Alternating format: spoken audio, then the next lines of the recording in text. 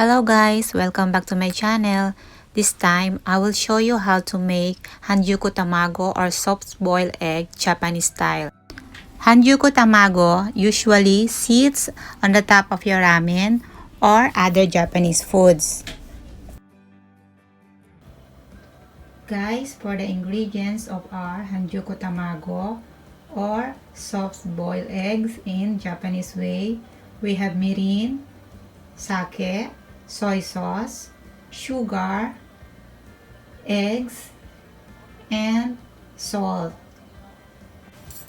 Guys, first, let's add 2 tablespoons of sake, 4 tablespoons of soy sauce,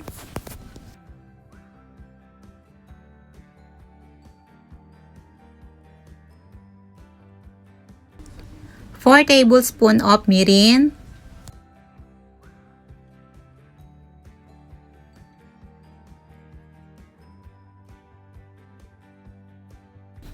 and 4 tablespoons of sugar.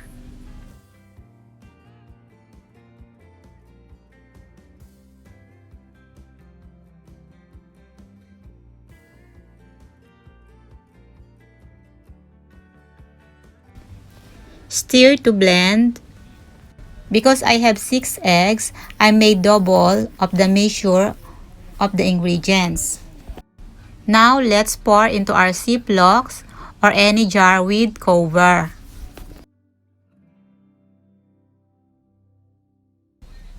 Add a pinch of salt into your boiling water. Let's add the eggs carefully.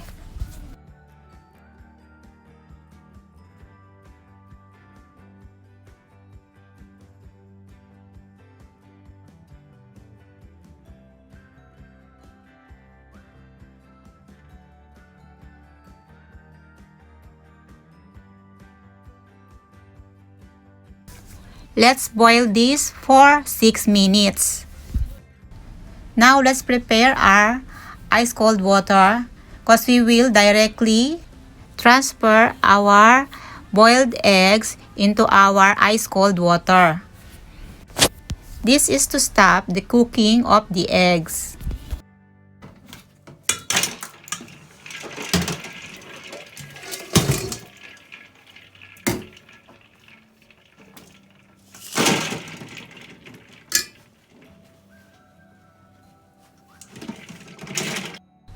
Now, let's peel the eggs. Do it carefully because this is too soft inside.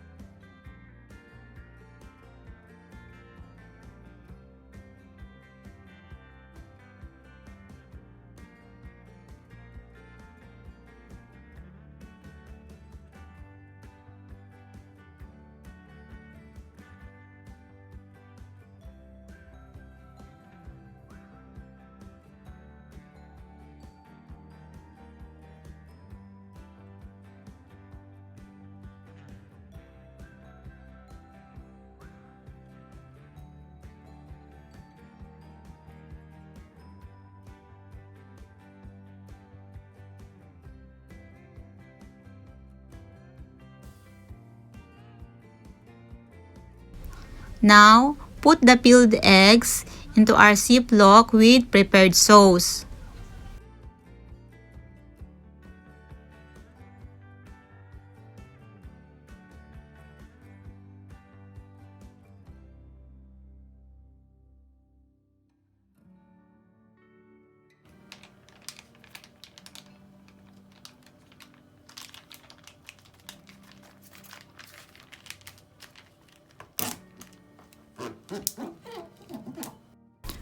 Now it's done. We will refrigerate this for 24 hours.